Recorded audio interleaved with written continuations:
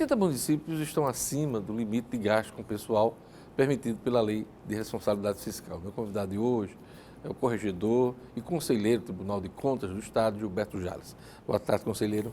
Boa tarde, Diógenes. Boa tarde aos telespectadores da Band, especificamente do RN Acontece. Essa é uma realidade recorrente dos municípios, né? O descumprimento da Lei de Responsabilidade no gasto de pessoal já há muito tempo, né? Teremos uma mudança nesse quadro? O senhor é otimista para isso?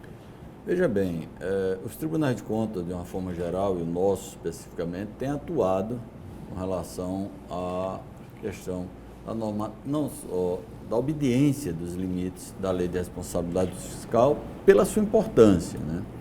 Para isso, o tribunal evoluiu no sentido de emitir, inclusive, o alerta eletrônico. Hoje, a cada quadrimestre ou a cada semestre, dependendo do porte do município, esses números são avaliados e é emitido o alerta conforme a LRF preconiza. E esse alerta foi dado agora em fevereiro, né? Foi dado agora relativo ao terceiro quadrimestre de 2019. Isso serve para quê? Para que o gestor, e não só ele, mas a sociedade, seja representada pela Casa Legislativa do Estado ou dos municípios, e a sociedade, o controle social como um todo, saiba como estão os gastos com o pessoal e as limitações que o gestor público passa a ter diante desse cenário. Então, isso vem sendo, de certa forma, recorrente em alguns municípios, mas temos, inclusive, e é bom ressaltar, temos tido bons exemplos de municípios que têm feito um exercício, obviamente, duro e têm conseguido reduzir. Quer dizer, tem feito o dever de casa. Eu tenho aqui até os números, o senhor confirma ou não. Parazinho, 30,96, Almina Afonso, 33,14 e Messias Targino, 35,14, quando a Lei de Responsabilidade Fiscal permite, o limite é 54, né, para os municípios, né? Alguns municípios têm tido, seja por incremento de receita, porque é um fato que nós precisamos alertar também o gestor.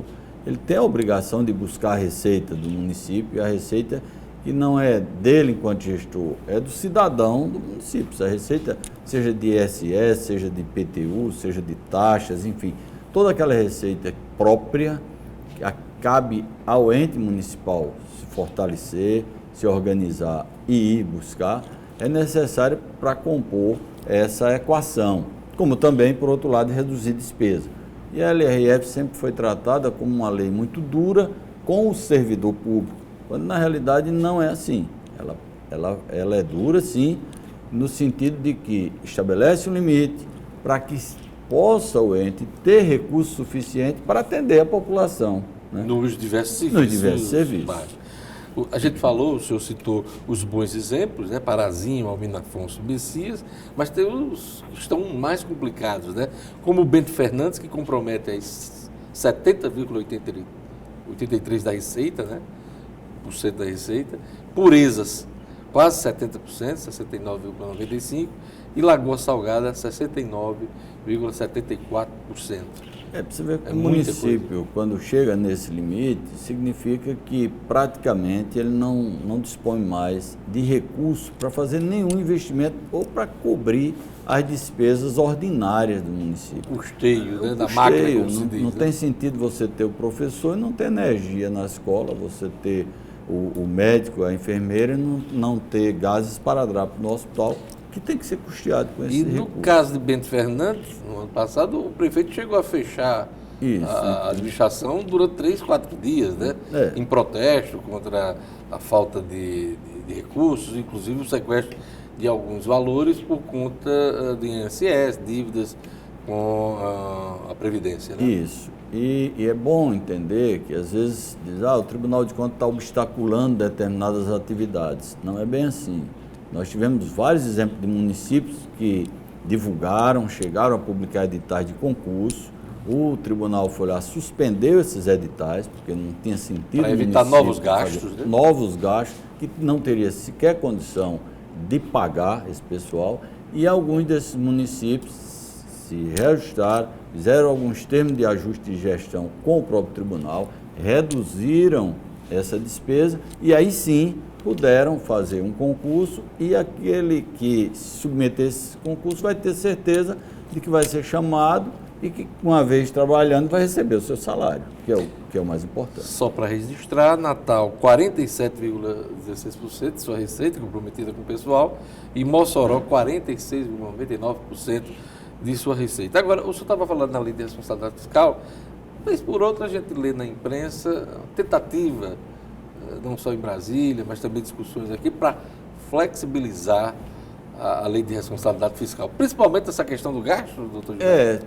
Tem iniciativa de todas as ideias, né, de flexibilizar, mas há também, por outro lado, tentativas de enrijecer mais o controle, inclusive no sentido de alinhar o entendimento dos tribunais de contas do Brasil como um todo. Para isso, a Tricom, Instituto Rui Barbosa e a Secretaria de Tesouro Nacional formaram um grupo de trabalho que estão estudando esses casos, de forma que o entendimento que tiver o Tribunal de Contas do Rio Grande do Norte com relação ao tipo de gasto que entra nesse cômputo ou não, vai ter os demais tribunais e vai dar segurança ao Tesouro, que hoje é importante dizer isso, quando um ente, seja município ou estado, vai em busca, por exemplo, de um empréstimo, seja um empréstimo nas linhas nacionais ou até de organismos internacionais, ele precisa do aval do Tesouro Nacional, que é quem cobre uma eventual impossibilidade de pagamento.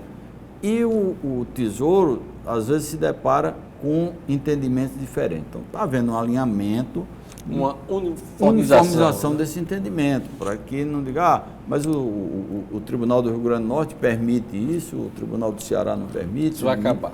Isso deverá acabar para ter um alinhamento uniforme e dar segurança, não só para o ente, que vai participar, ou que vai dar o aval, mas também para os gestores. Porque uma vez o gestor sabendo com clareza como se dá esse cálculo, ele vai poder tomar todas as suas providências também com segurança.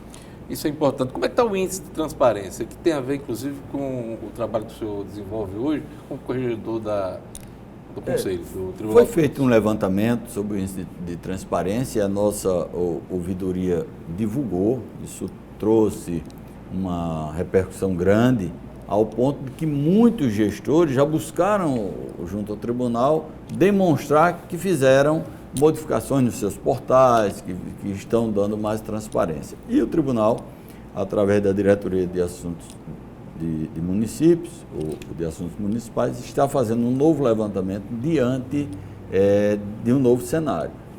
O que é importante no portal da transparência?